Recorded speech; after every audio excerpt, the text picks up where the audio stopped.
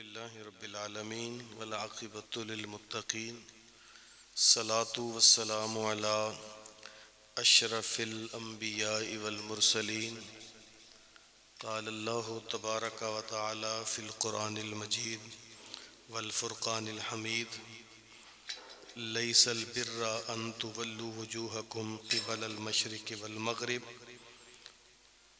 ولكن البر من آمن بالله واليوم الآخر والملائكة والكتاب والنبيين وآتى المال على حبه ذوي القربى واليتامى والمساكين وابن السبيل والسائلين وفي الرقاب وأقام الصلاة وآتى الزكاة والموفون بعهدهم إذا عاهدوا والصابرين في البأساء والضراء وحين البأس أولئك الذين صدقوا وأولئك هم المتقون صدق الله مولانا العظيم وبلغنا رسوله النبي الكريم الأمين الرؤوف الرحيم ونحن على ذلك من الشاهدين والشاكرين والحمد لله رب العالمين إن الله وملائكته يصلون على النبي يا أيها الذين آمنوا صلوا عليه وسلموا تسليما الصلاة والسلام عليك يا سيدي يا رسول الله وعلى آلك وأصحابك يا سيدي يا حبيب الله الصلاة والسلام عليك يا خاتم النبيين وعلى آلك وأصحابك يا امام الانبیاء والمرسلین۔ حمد و صلاۃ تعریف و توصیف اللہ جل وعلا کے لیے جو تمام جہانوں کا پالن ہار ہے۔ حضور نبی رحمت، شفیع معظم، رسول محتشم، احمد مجتبی حضرت محمد مصطفیٰ علیہ تحیت و ثنا کی بارگاہ بے کس پناہ میں اپنی عقیدتوں، ارادتوں، محبتوں اور چاہتوں کا خراج پیش کرنے کے بعد نہایت واجب الاحترام ذوی الاحتشام برادران اسلام، السلام علیکم ورحمۃ اللہ وبرکاتہ۔ قرآن مجید فرقان حمید سورہ بقرہ سے ایک آیت طیبہ تلاوت کی۔ اللہ تعالیٰ میری زبان پہ کلمہ حق جاری فرمائے، سمجھ آ جانے کے بعد قابل عمل باتوں پر اللہ عمل کی توفیق عطا فرمائے۔ آیت طیبہ کا ترجمہ سماعت کرنے سے قبل اس کا شان نزول سماعت کریں تاکہ بات کی سمجھ آ جا سکے۔ یہودی اور عیسائی، یہودی بیت المقدس کے مشرق کو اور نصارہ بیت المقدس کے مغرب کی طرف منہ کر کے عبادت کرتے تھے، اور ان کا گمان تھا کہ صرف اسی کا نام نیکی ہے۔ یہود و نصارہ میں یہودی مشرق کی طرف اور عیسائی مغرب کی طرف منہ کر کے اللہ کی بارگاہ میں عبادت کرتے اور سمجھتے کہ شاید اسی کا نام نیکی ہے، جبکہ نیکی صرف یہ نہیں ہے۔ اللہ نے ان لوگوں کے اس گمان کا، اس عقیدے کا رد فرمایا اور ہمیں بتایا کہ نیکی کس چیز کا نام ہے۔ نمبر 2،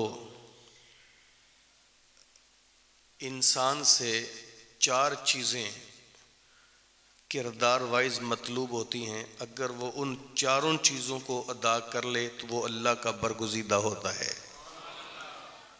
وہ 4 سٹیپ کون سے ہیں جو انسان کی کامیابی پر دلیل ہیں؟ ایمانیات، معاملات، عبادات اور اخلاقیات۔ اس آیت طیبہ میں اللہ نے ان 4 چیزوں کا تذکرہ فرمایا ہے کہ تمہاری زندگی کی کامیابی ان 4 چیزوں پر ہے۔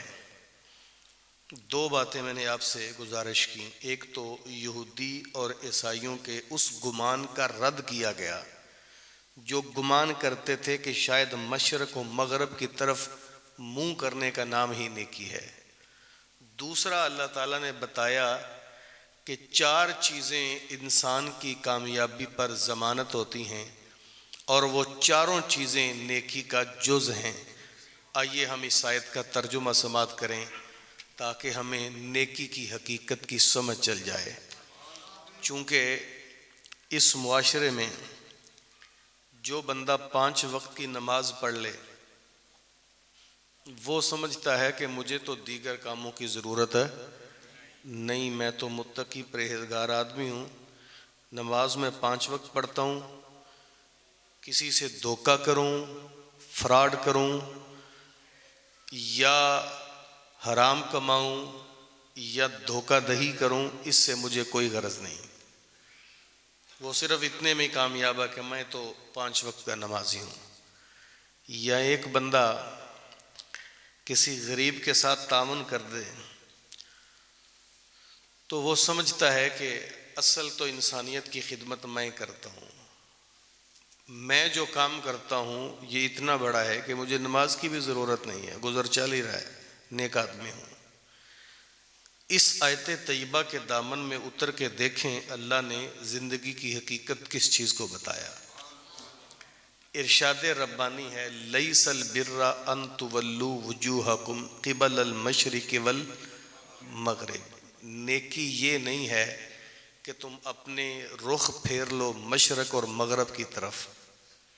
صرف مشرق اور مغرب کی طرف منہ پھیرنے کا نام ہی نیکی نہیں. ولیکن البر، لیکن نیکی یہ ہے من آمن باللہ، کہ اللہ پر ایمان لائے، جو اللہ پر ایمان لائے، والیوم الآخر، یوم آخرت پر ایمان لائے، والملائکتی، فرشتوں پر ایمان لائے، والکتاب، اور کتابوں پر، والنبیین، اور یعنی نیکی کا پہلا سٹیپ کیا ہے؟ ایمان. کیا ہے؟ اللہ پر ایمان لائے. ایمان کیا ہے؟ ایمان کے بغیر تو کوئی چیز بھی قابل قبول نہیں ہے. وہ اشفاق احمد نے بڑی خوبصورت بات کہی. وہ لکھتے ہیں کہ ہماری خوش قسمتی ہے کہ ہم اللہ کو ایک مانتے ہیں، ہماری بد قسمتی ہے کہ ہم اللہ کی ایک نہیں مانتے. ہماری خوش قسمتی ہے کہ ہم اللہ کو ایک مانتے ہیں، ہماری بد قسمتی ہے کہ ہم اللہ کی ایک نہیں مانتے. ایمان صرف اللہ کو ماننے کا نام نہیں، اللہ کی ماننے کا نام بھی ایمان ہے. بلال حبشی کا قصور کیا تھا کہ اسے تپتے کوئلوں پہ لٹایا جاتا؟ جرم کیا تھا کہ اس پہ بدن پہ بھاری پتھر رکھ دیے جاتے؟ اس کا گناہ اور قصور کیا تھا کہ اسے مکے کے بازاروں میں گھسیٹا جاتا؟ یہی کہتا تھا احد احد احد، اللہ ایک ہے، اللہ ایک ہے. میرے حضور ایک دن قریب سے گزرے تو بلال کو امیہ بن خلف سزا دے رہا تھا. حضور قریب ہو کے فرمایا یا بلال سینجی کا احد احد احد، بلال ایک وقت آئے گا یہ تیری زبان سے نکلنے والا احد احد تجھے اس ظالم کے ظلم سے نجات عطا کر دے گا. وہ خدا کو ایک کہنے والا، وہ اللہ کو ایک ماننے والا بلال، اللہ نے اس اپنے بندے کو اتنا نوازا جس نے صرف اس رب کے ایک ہونے کی گواہی دی. وہ بلال جسے کل تلک بڑے بڑے سردار سزائیں دیتے تھے، جو تپتے کوئلوں پہ لٹا کر بدن پہ بھاری پتھر رکھ دیتے تھے، آج وہ سارے سردار زمین پہ کھڑے ہیں، وہ بلال کعبے کی چھت پہ سوار ہے. وہی بلال جسے مکے کے بازاروں میں گھسیٹا جاتا تھا، جو ظلم کا نشانہ بنایا جاتا تھا، جو کافر بلال حبشی رضی اللہ تعالی عنہ کو ظلم اور جبر کا نشانہ بناتے، وہ سارے رسوائیوں کا شکار تھے. بلال مکے کی گلیوں میں چلتا تھا، قدموں کی آہٹ جنت تک جاتی تھی. کیوں؟ اللہ کی ایک ہونے کی سچی گواہی دی. اللہ کے ایک ہونے کی گواہ ایک صحابی حضور کی بارگاہ میں حاضر ہوتے ہیں. عرض کی کلی فی الاسلام، حضور مجھے اسلام کے بارے کوئی ایک بات بتائیں، ایسا عمل کہ جس پر عمل کرنے کے بعد مجھے دوسرا عمل نہ کرنا پڑے، وہ ایک عمل ہی مجھے جنت میں لے جائے. تو حضور نے کیا فرمایا؟ قل آمنت باللہ ثم استقم، کہہ دے اللہ ایک ہے اور اس بات پہ ڈٹ جا. کہہ دے اللہ ایک ہے اور اس بات پہ ڈٹ جا. اللہ اکبر. تو پہلا سٹیپ کیا ہے؟ ایمان، اللہ پر ایمان، یوم آخرت پر ایمان. ایک دن ایسا بھی ہے کہ ہمیں کٹہرے میں کھڑا ہو کے اس رب کی بارگاہ میں جواب دہی ہے. ہم اللہ کی بارگاہ میں جواب دینے والے ہیں. اس دن کوئی کسی کا پرسان حال نہیں ہوگا. ایسے دن کے بارے ہمیں ایمان رکھنا چاہیے. فرشتوں پر ایمان، ان گنت فرشتے ہیں، لیکن ہمیں ان دو کا تو زیادہ خیال رکھنا چاہیے جو ہمارے کندھوں پہ ہماری کرتوتوں کو لکھ رہے ہیں. انہیں کہتے ہیں کرامن کاتبین، عزت والے اور لکھنے والے، جو عزت سے ہماری ہر چیز کو لکھ رہے ہیں. ہم تو ان دو کو ہی نہ بھولیں تو ایمان پورا ہو جاتا ہے. والکتاب، اور کتابوں پر ایمان لائیں، والنبیین، اور نبیوں پر. یہ ایمان پہلی سیڑھی ہے نیکی کی، کہ جب ہمارا ایمان مکمل ہوا، ایمان مضبوط ہوا تو اگلا سٹیپ قبول ہوگا. ایمان ہی پورا نہ ہوا، ایمان ہی مکمل نہ ہوا، ایمان ہی مضبوط نہ ہوا تو اگلے سٹیپ پہ کامیابی نہیں ملے گی. او بھائی، ایمان ہی تو ہے جو عزتیں عطا کرتا ہے. دیکھیے، ایک بندہ یہودی ہے اور ایک مسلمان ہے، دونوں ایک میدان میں جنگ کرتے ہیں. یہودی بھی اپنے وطن اور اپنے مذہب کے لیے لڑتا ہے، مسلمان بھی اپنے وطن اور اپنے مذہب کے لیے لڑتا ہے. دونوں کے لڑنے کا مقصد ایک ہے، یہودی مر جائے تب بھی مردود، بچ جائے تب بھی مردود. مسلمان مر جائے تو شہید، بچ جائے تو. اسے دونوں حالتوں میں اعزاز کس نے دیا؟ ایمان ہی نے تو دیا ہے. تو ایمان ہی نہ ہوا تو اگلا قدم کیا ہوگا؟ تو نیکی کی پہلی سیڑھی کیا ہے؟ بولیے، ایمان. فرمایا کہ نیکی یہ ہے کہ اللہ پر، یوم آخرت پر، فرشتوں پر، کتابوں پر اور نبیوں پر ایمان لائے. دوسرا سٹیپ، وَآتَ الْمَالَ عَلَىٰ حُبِّهِ ذَوِي الْقُرْبَىٰ وَالْيَتَامَىٰ وَالْمَسَاكِينِ وَابْنَ السَّبِيلِ وَالسَّائِلِينَ وَفِي الرِّقَابِ. دوسرا سٹیپ یہ ہے کہ وہ اپنا مال خرچ کرے علی حبہ، اس کی محبت میں، اللہ کی محبت میں.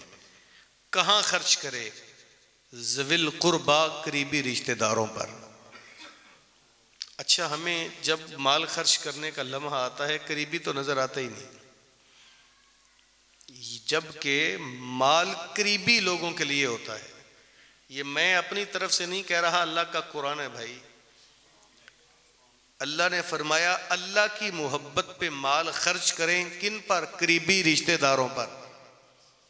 اور ہمیں اس بات کا اندازہ ہی نہیں ہے، جو بندہ اپنے قریبیوں پہ اپنا مال خرچ کرتا ہے اللہ اسے کتنا اجر عطا فرماتا ہے. کیونکہ ہمیں تو مال دینے کی عادت ان جگہوں پہ رہے جہاں نام کی پھٹی لگتی ہے، جہاں اشتہار لگتا ہے. ہم تو اللہ کے گھر بھی پنکھا دینے آ جائیں نا تو وہاں لکھتے ہیں کہ برائے سال ثواب نعت بیگم، پروں پہ یہ بھی لکھ دیتے ہیں پتہ چلے کہ میں نے دیا ہوا ہے. اور میاں تو نہ بھی لکھدا تو اللہ کو پتہ ہی تھا کس نے دیا ہے. پھٹی لگے بغیر تو من کو سکون نہیں ملتا نا. جب کہ قریبیوں کو دیں گے تو کون چرچا کرے گا؟ وہ کہیں گے اس کے اپنے ہیں، کون سا احسان کیا اس نے. لوگ تو کچھ نہیں کہیں گے، اللہ کتنا اجر دے گا بندے کو اندازہ ہی نہیں ہے. یہ پچھلے دنوں میں نے، چونکہ بعض کا جب مال آ جاتا ہے نا ہمارے پاس تو ہم اس کے اوپر ایسے بیٹھ جاتے ہیں کہ جیسے یہ ہماری زندگی کا اثاثہ ہے. یاد رکھنا، بعض اوقات یہ مال ہمارے لیے وبال جان بن جاتا ہے. وہ ایک مفکر تھے، نام مجھے نہیں آتا، انہوں نے بڑی خوبصورت بیان کی. وہ کہنے لگے میرے پاس ایک شخص آیا اور کہتا ہے کہ مجھے نا کینسر ہے، مجھے کینسر ہے اور ڈاکٹروں نے مجھے جواب دے دیا، وہ کہتے ہیں کہ تیرے کینسر کی آخری سٹیج ہے، اس کا ہمارے پاس کوئی علاج نہیں ہے، 2-3 ماہ تک تیری زندگی ہے وہ گھوم پھر کے گزار۔ وہ مفکر کہتے ہیں کہ میں نے پوچھا کہ تو نے کہاں سے علاج کروایا، اس نے بتایا، تو میرے ذہن میں بات آئی کہ ہو سکتا ہے اس کے پاس پیسے نہیں ہوں گے، افورڈیبل نہیں ہوگا، جس کی وجہ سے انہوں نے جواب دے دیا۔ میں نے پوچھا تم کیا کرتے ہو؟ اس نے کہا میری اتنی فیکٹریاں ہیں، میرے پاس بہت پیسہ ہے، لیکن ڈاکٹر نے مجھے کہا کہ جتنا مرضی پیسہ لگاؤ ہمارے پاس تیرا علاج نہیں، اس کی آخری سٹیج ہے، 2-3 ماہ تیرا وقت ہے، اللہ تعالیٰ تجھے جاؤ وہ سکون سے گزارنے کی ہمت اور توفیق دے۔ تو آپ مجھے بتائیں، میں آپ کے پاس آیا ہوں، کوئی اچھا مشورہ دیں۔ اچھا وہ مفکر کیا مشورہ دیتے ہیں، بڑی قابل توجہ بات ہے۔ کہا کہاں کے رہنے والے ہو؟ اس نے کہا فیصل آباد سٹی میں رہتا ہوں، اتنی میری فیکٹریاں ہیں، اتنا میرا کاروبار ہے۔ تمہارا آبائی گاؤں کون ہے؟ اس نے کہا کہ یہ فلاں چک ہے۔ تیرے والدین کا فوت ہو گئے ہیں، بہن بھائی رشتہ دار؟ اس نے کہا وہ آبائی گاؤں میں رہتے ہیں، مجھے تو عرصہ بیت گیا ہے کبھی وہاں گیا ہی نہیں۔ میں نے کہا یوں کر، اگر تو 2-3 ماہ بعد فوت ہو جائے تو تیرا مال کس کام آئے گا؟ یوں کر کے اپنے آبائی گاؤں چلا جا، اپنے رشتہ داروں کو مل اور اپنے بچپن کے زمانے کو یاد کر، وہ کاغذ کی کشتی، وہ بارش کا پانی، جب بیتے دنوں کی یاد تازہ ہو جائے گی تیرے من میں ایک سکون سا پیدا ہوگا، اپنے بچپن کے دوستوں کو ملے گا، رشتہ داروں کو ملے گا، محبت بڑھے گی، پیار بڑھے گا۔ تو 2 ماہ ان کے اندر وقت گزار کے آ، اگر کوئی ضرورت مند ہوا اس کی ضرورت پوری کر دینا اگر اللہ نے تجھے دیا ہے۔ وہ شخص چلا گیا، جا کے اس نے اپنے پرانے رشتہ داروں کو جب دیکھا، ملاقات ہوئی، تو وہ بیتے دن یاد آئے، وہ محبتیں، وہ پیار۔ تو جب اس نے دیکھا کہ ان پر رشتہ داروں میں کوئی ایسے تھے کہ جن کو زمین کے لیے ٹریکٹر چاہیے تھا، اس نے وہ لے کے دیا۔ کسی کی بچیاں جوان تھیں، بیچارہ مجبور تھا، اس نے ان کی شادی کا حل کر دیا۔ کوئی بیچارہ بے گھر تھا، گھر سے پریشان تھا، اس نے گھر بنوا دیا۔ پیسہ بے تحاشا تھا، لگایا، محبت سے پیار دیا۔ اور آپ کو پتا جب کسی کی جوان بچی گھر سے عزت کے ساتھ اٹھتی ہے، کعبے کے رب کی قسم جو دل سے دعا نکلے اللہ کے عرش تک ضرور جاتی ہے۔ یار غریب بندے کے ساتھ پیار کریں، اسے کہنا نہیں پڑتا مجھے میرے لیے دعا کرنا، اس کے انگ انگ سے جو دعا نکلتی ہے وہ شاید کہ ہم اس کا اندازہ نہیں کر سکتے۔ اس نے اپنے رشتہ داروں سے بے پناہ محبت کی، 2 مہینے ان سے میں وقت گزارا، چونکہ غریبوں کے پاس کچھ نہیں ہوتا ماں سوائے محبت کے، ان کے پاس کرنے کے لیے چاہ ہوتے ہیں، محبتیں ہوتی ہیں، پیار ہوتا ہے۔ وہ شاید آپ کو ڈشیں نہ کھلا سکے لیکن ان کے گھر کی چٹنی کے اندر بھی مزہ آتا ہے۔ لیکن اگر کوئی محبتوں کا پیاسا ہو، اگر کوئی محبتوں کا سوداگر ہو، کوئی پیار سے ملنے والا ہو، وہ کہتا نا 5 سٹار ہوٹل کے اندر وہ مزہ نہیں آتا جو ماں کے ہاتھ کی چپاتیوں میں آتا ہے۔ علی جناب، سیٹھ صاحب، حضرت صاحب، علامہ صاحب کے اندر وہ لطف اور مزہ نہیں آتا جو اپنے بوڑھے بزرگوں کے اوئے مٹھو کہنے میں لذت اور مزہ آتا ہے۔ لیکن اگر کوئی پیار کا سوداگر تو ہو، محبتوں کی چاہت والا ہو تو صحیح۔ تو وہ کہتا ہے میں 2 ماہ ان لوگوں میں رہا، 2 ماہ کے بعد میں نے ان سے کہا کہ میں شہر واپس جانا چاہتا ہوں تاکہ اپنی فیکٹریوں کے حساب کو مینج کرنے کے لیے کچھ وقت دوں۔ تو میں واپس آیا، طبیعت کو فریش محسوس کیا، تو سارے معاملے بہتر کر کے تو میں دوبارہ ٹیسٹ کروانے گیا تو اللہ کی قسم میرا کینسر رخصت ہو چکا تھا۔ اور میاں رشتہ داروں کے ساتھ پیار کریں، محبت کریں، اندازہ ہی نہیں ہے۔ یہ اللہ کا قرآن کہتا ہے وَآتَ الْمَالَ عَلَىٰ حُبِّهِ ذَوِي الْقُرْبَىٰ، اپنا مال خرچ کرو اللہ کی محبت میں، کن پر؟ قریبی رشتہ داروں پر۔ یہ نہ ہو کہ قریبیوں کو پوچھے ہی کوئی نہ، ان سے بہن بھائی پریشان ہو اور تم موج کرتے رہو۔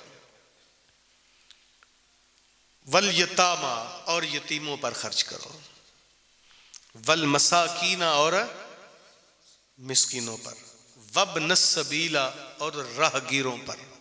اپنا مال خرچ کرو راہ گیروں، مسافروں پر مال خرچ کرو، اسلحہ خرچ نہ کرو۔ وَالسَّائِلِينَ، سوال کرنے والوں پر اپنا مال خرچ کرو۔ وَفِي الرِّقَابِ، اور غلام آزاد کرنے میں مال خرچ کرو۔ آج چونکہ غلام آزاد کرنے کا ماحول ختم ہو گیا ہے، اس لیے علماء فرماتے ہیں آج اگر تم غلام آزاد کرنا چاہتے ہو تو کسی مقروض کی قرض سے جان چھڑا دو، اللہ تمہیں غلام آزاد کرنے کا ثواب دیتا ہے۔ یہ غلام آزاد کرنے کا طریقہ ہے، کسی مقروض کی گردن چھڑا دو، اللہ تمہیں عزتیں دے گا۔ اچھا، پہلا نیکی کا سٹیپ کیا تھا؟ ایمانیات۔ کیا تھا؟ اچھا، دوسرا یہ ہے معاملات، رشتہ داروں سے لینا دینا، ان سے پیار کرنا، یتیموں سے، مسکینوں سے، راہگیروں سے، سائلین سے، مقروضوں سے محبت کرنا، یہ اچھے معاملات پر دلیل ہے۔ دوسرا سٹیپ کیا ہے؟ معاملات۔ تیسرا سٹیپ ہے وَأَقَامَ الصَّلَاةَ وَآتَ الزَّكَاةَ، نماز پڑھو اور زکوٰۃ ادا کرو۔ اچھا، نماز پڑھنا بدنی عبادت ہے۔ نماز پڑھنا کون سی عبادت ہے؟ بدنی۔ اس سے قبل جو ہم نے پورا سٹیپ پڑھا وہ مالی عبادت تھی، اور مالی عبادت کو قرآن میں بدنی عبادت سے قبل دیا گیا۔ توجہ کرنا ذرا، مالی عبادت کا تذکرہ بدنی عبادت سے پہلے کیا۔ کیوں؟ او میاں، قرآن کی فکر بتاتی ہے اگر تمہاری مالی عبادت بہتر نہ ہوئی تو بدنی کرنے کا بھی فائدہ۔ یہ میں نہیں کہتا، یہ میرا جوش خطابت نہیں ہے، یہ حدیث کا مفہوم ہے۔ میرے حضور صلی اللہ علیہ وسلم نے فرمایا ایک بندہ کعبۃ اللہ میں لمبا سفر کر کے آئے، یطیل السفر، طویل سفر کر کے آئے، اور دیوار کعبہ سے لپٹ جائے، غلاف کعبہ کو تھام کے لمبے لمبے، یمد یدیہ، یا ربا یا ربا یا ربا، لمبے لمبے ہاتھ اٹھا کے گڑ گڑا کے رو رو کے دعا مانگے، طویل سفر بھی کیا، دیوار کعبہ بھی ہے، غلاف کعبہ کو تھام کر رو رو کے دعا کرتا ہے۔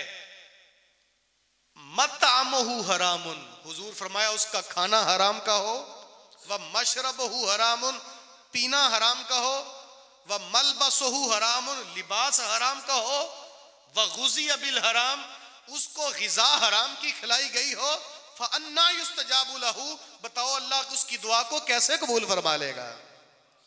حرام سے پلنے والے بدن کی ہوئی عبادت قبول، حرام سے پلے ہوئے بدن کی دعائیں بھی قبول نہیں ہوتی۔ پہلے اپنی مالی عبادت بہتر کریں۔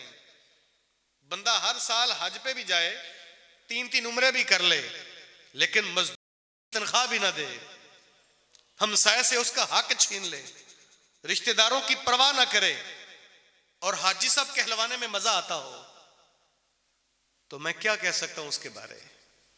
قرآن نے کہا کہ پہلے اپنی مالی عبادت پہ غور کرو، وہ بہتر ہوگی تو بدنی عبادت اللہ قبول فرما لے گا۔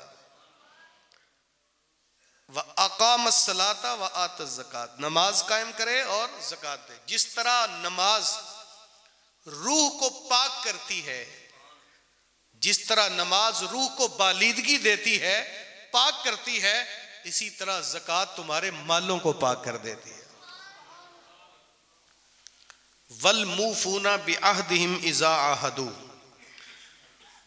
اور وعدہ پورا کرنے والے اذا عاہدوا، جب وعدہ کر لیں۔ وَالصَّابِرِينَ فِي الْبَأْسَاءِ وَالضَّرَّاءِ وَحِينَ الْبَأْسِ، صبر کرنے والے تنگی میں، تنگ دستی میں اور جنگ کے دوران۔ اولئک الذین صدقوا واولئک هم المتقون۔ اچھا، دوبارہ پلٹ کے آ جائیں، آیت طیبہ تو ہم نے ساری پڑھی۔ نیکی کے 4 سٹیپ بیان کیے گئے ہیں۔ نیکی مشرق اور مغرب کی طرف منہ کر کے صرف عبادت کرنے کا نام نہیں ہے۔ پہلے نیکی کا نام کیا ہے؟ ایمان۔ کیا ہے؟ ہمیں اپنے ایمان کی حفاظت کرنی چاہیے۔ دوسرا سٹیپ ہے معاملات، اپنے مال پہ غور کریں اور اپنے معاملات بہتر کریں۔ تیسرا سٹیپ ہے عبادات، اور چوتھا والموفون بعہدہم اذا عاہدوا، اخلاقیات۔ کیا ہیں؟ وعدہ کر کے پورا بھی کریں، مصیبت آ جائے تو صبر کریں، تنگی آ جائے تو صبر کریں۔ اللہ فرماتا ہے جو ایمان مضبوط رکھتے ہوں اپنا مال اللہ کی محبت میں قریبیوں پر، یتیموں پر، مسکینوں پر، راہگیروں پر، سائلین پر اور جب وہ مقروضوں پر خرچ کرتے ہیں، جو نماز پڑھتے ہیں، زکوٰۃ دیتے ہیں، وعدہ کریں تو پورا کرتے ہیں، تنگی تنگ دستی آ جائے تو صبر کرتے ہیں، واویلا نہیں مچاتے، صبر کرتے ہیں، وحین الباس اور جنگ کے وقت بھی صبر کرتے ہیں، اور رب کا وعدہ سنیے، اللہ فرماتے ہیں یہ لوگ جو اس طرح کی زندگی رکھتے ہیں، میں رب ہو کے اعلان کرتا ہوں اولئک الذین صدقوا واولئک هم المتقون، یہی لوگ سچے ہیں، یہی لوگ متقی ہیں۔ انوکھی مخلوق کا نام تقوی نہیں ہے، یہ متقی ہیں، یہ لوگ سچے ہیں۔ اب ایک بندہ صرف 5 وقت کا نمازی ہو، معاملات ہم دیکھتے ہی نہیں، ہم کہتے ہیں اس سے نیک بندہ ہی کوئی نہیں۔ یا بعض اوقات ایسا ہوتا ہے کہ کوئی 4 خاندانوں کو راشن ڈال کے دیتا ہوتا ہے، وہ سمجھتا ہے مجھے دوسرے سٹیپ کی تو ضرورت ہی کوئی نہیں۔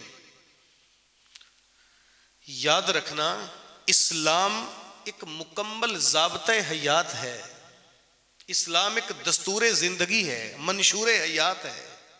اسلام اپنے ماننے والوں کو کتنا خوبصورت درس دے رہا ہے، ایک آیت کے اندر ہماری ساری زندگی کا نچوڑ رکھ دیا گیا۔ یار ہم اپنی زندگی میں اپنے ایمان پر غور کریں کہ ہمارا ایمان ہمیں کیا درس دیتا ہے، ہم اپنے ایمان کی بحاف پر کیا کیا قدم اٹھا جاتے ہیں۔ ہم چھوٹی چھوٹی باتوں پر قسم اٹھا جاتے ہیں، ہم چھوٹے چھوٹے معاملات کے اندر گھوم پھر جاتے ہیں اور ہمیں پتہ ہی نہیں ہوتا کہ ایمان کس چیز کا نام ہے۔ اور میاں قرآن پاک پڑھیں، اللہ تعالیٰ نے جب بھی کسی چیز کا حکم دیا تو کن لوگوں کو مخاطب کیا؟ یا ایھا الذین، بے ایمانوں سے اللہ کلام ہی نہیں کرتا، جب بھی خطاب فرمایا ایمان والوں سے۔ کن سے کلام کیا؟ چونکہ بیگانوں سے کون چھیڑتا ہے بھائی؟ جب بھی اللہ بات کرتا ہے اپنے ایمان والوں سے کرتا ہے۔ تو جب ایمان والے اپنے ایمان پر غور ہی نہ کریں، ہمیں پتہ ہی نہیں ایمان کس چیز کا نام ہے، ہمیں پتہ ہی نہیں اللہ ہمیں کیا کہتا ہے، ہمیں پتہ ہی نہیں کتابوں میں کیا لکھا ہوا ہے، ہم اس قرآن کو بھول گئے ہیں جس کا لفظ لفظ حیات آفریں ہے، جس کے ایک ایک حرف کے اندر نور بانٹا جاتا ہے۔ ہم نے وہ قرآن چھوڑ دیا۔ جب ہم نے قرآن چھوڑا، نبیوں کی سیرت کو بھلا دیا، فرشتوں کو چھوڑ دیا، اور اللہ تعالیٰ نے یوم آخرت کے بارے ہمیں جو ڈرایا ہم نے ترک کر دیا اس کو عملاً پریکٹیکلی، تو پھر ہمارے پلے کیا ہوگا؟ اگلا سٹیپ کیسے نصیب ہو جائے گا؟ وہ مال ہم کیسے خرچ کریں گے؟ ایمان ہی مضبوط نہیں۔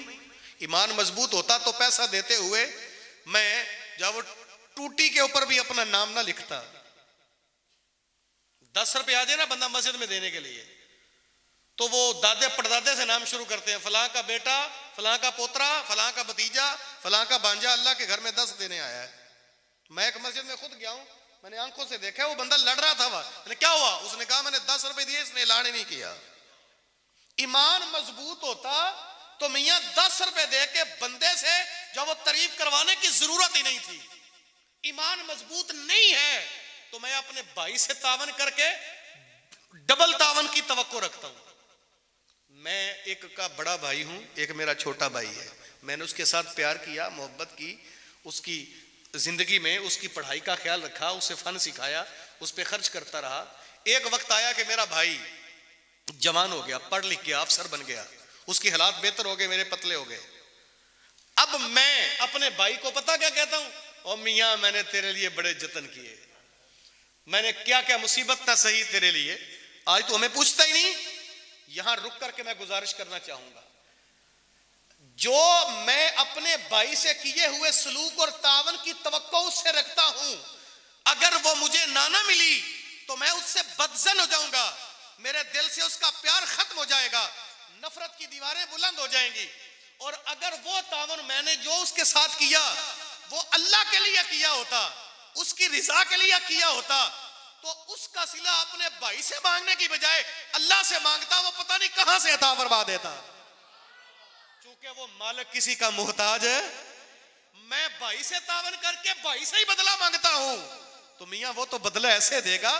یاد رکھنا، زندگی میں اپنی زندگی میں جب بھی مانگے اپنے اللہ سے مانگے، مال کی ضرورت پڑ جائے ادھار لینا جرم نہیں ہے, قرض مانگ لینا بری بات نہیں ہے, یہ معاشرے کا حصہ ہے. لیکن یاد رکھنا زندگی میں جب کسی چیز کی ضرورت پڑے ضرور مانگے کسی سے, لیکن سب سے پہلے, یہ بات بڑی اہم کہہ رہا ہوں, اسے میری تقریر کا جز نہ سمجھ لینا, یہ حقیقت ہے, جب بھی ضرورت پڑے, بندے کو ضرورت پڑ جاتی ہے, حالات سازگار نہیں ہوتے, اللہ کے حضور سجدے میں آ جائیں, اللہ سے مانگیں. یہ میں بڑی قیمتی بات کرنے جا رہا ہوں. اللہ سے مانگیں, سجدے میں سر رکھیں. اگر تو بندہ بڑا نیک ہوگا مانگنے والا, اللہ کا پسندیدہ بندہ ہوگا, تو اللہ کسی اور بندے کے دل میں اپنے بندے کی ضرورت کو القاء کر دے گا, جا فلاں جگہ میرا بندہ ہے اور اس کی یہ ضرورت پوری کر کے آ جا. اگر مانگنے والا اللہ کا اتنا قریبی اور برگزیدہ نہیں ہوگا تو پھر اللہ اس بندے کے دل میں اپنے برگزیدہ بندے کا ایڈریس ڈال دے گا, جا میرے بندے سے مانگ تجھے دے دے گا. لیکن مانگے کس سے؟ اچھا مجھے بڑی پیاری بات یاد آ گئی, میں نے پچھلے دنوں یہ غالباً واٹس ایپ کے اوپر کوئی پڑھی, وہ گھوم رہی تھی ایک بات. ایک شخص لکھتا ہے کہ میں فجر کی نماز پڑھنے مسجد گیا, مجھے مزہ نہ آیا. میں نے دوسری جگہ زور کی نماز پڑھی, مجھے لطف نہ آیا. تیسری جگہ میں نے عصر پڑھی, مجھے وہاں بھی لطف نہ آیا. واپس جب ڈیوٹی سے آیا تو میں نے مغرب کی نماز دوسرے محلے میں جا کے پڑھی, مجھے بڑا سکون آیا. لوگ نماز پڑھ کے چلے گئے, میں وہاں درود شریف پڑھنے بیٹھ گیا. میں نے دیکھا ایک کونے کے اندر ایک چھوٹا سا بچہ دائیں بائیں کے ماحول سے بالکل بے نیاز ہو کے اللہ سے گڑ گڑا کے رو کے کچھ مانگ رہا تھا. میں قریب گیا, میں نے کہا بیٹا اللہ سے کیا مانگ رہے ہو؟ سوال, اللہ سے کیا مانگ رہے ہو؟ بچے نے برجستہ کہا میرا ابو فوت ہو گیا ہے, اس کے لیے جنت. میری ماں روتی رہتی ہے, اس کے لیے صبر. میری چھوٹی بہن ماں سے کپڑے مانگتی ہے, اس کے لیے رقم. تین جواب اس نے برجستہ دیے. میرا تو سوال تھا اللہ سے کیا مانگ رہے ہو؟ ابو فوت ہو گئے ہیں, اس کے لیے. ماں روتی رہتی ہے, اس کے لیے صبر. چھوٹی بہن ماں سے کپڑے مانگتی ہے, اس کے لیے. اللہ اکبر. جب اس نے جواب دیا تو میرے پاؤں تلے سے زمین نکل گئی. میں نے جیب میں جتنے پیسے تھے سارے نکالے, گنے بھی نہیں, اور اس بچے کی جھولی میں ڈال دیے. اس نے بھی کچھ نہیں دیکھا, جتنے تھے پکڑ کے اپنی پاکٹ میں ڈالی, کہا اللہ تیرا شکر ہے. میں بیٹھ گیا, اس سے باتیں کرتا رہا. بیٹا سکول جاتے ہو؟ کہا جاتا ہوں. کہا کون سی کلاس میں پڑھتے ہو؟ اس نے کہا پڑھنے نہیں جاتا, اماں چنے بھون کے دیتی ہے, وہ طلباء کو بیچ آتا ہوں, اس سے میرے گھر کی گزر اوقات ہوتی ہے. اس نے کہا بیٹا اگر تمہارے گھر کے خرچے میں پورے کر دوں کیا تم سکول جا کے پڑھو گے؟ اس نے کہا نہیں میں نہیں پڑھتا. کہا بیٹا کیوں؟ کہا میں نے دیکھتا ہوں پڑھے لکھے لوگ غریبوں سے پیار نہیں کرتے.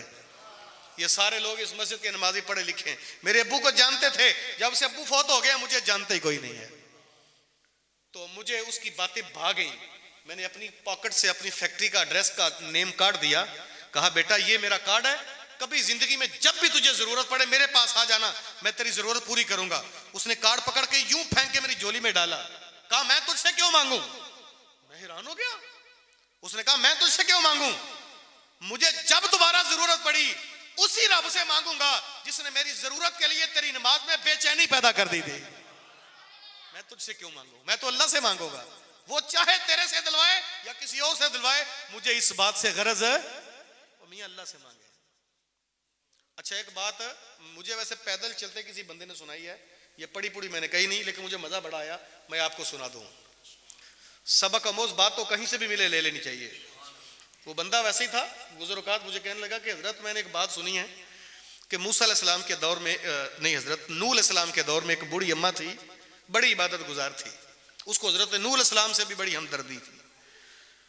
تو مسلسل عبادت گزار ایک دن اللہ کی بارگاہ میں عرض کرتی ہے باری تعالیٰ میں نے اتنی دیر تیری عبادت کی ہے, تیرے کرم نوازی سے میں زندہ ہوں, میرا من چاہتا ہے آج کوئی اچھا سا کھانا کھاؤں, اسے میری خواہش سمجھ لے یا میرے نفس کی خواہش سمجھ لے, میرا جی چاہتا ہے.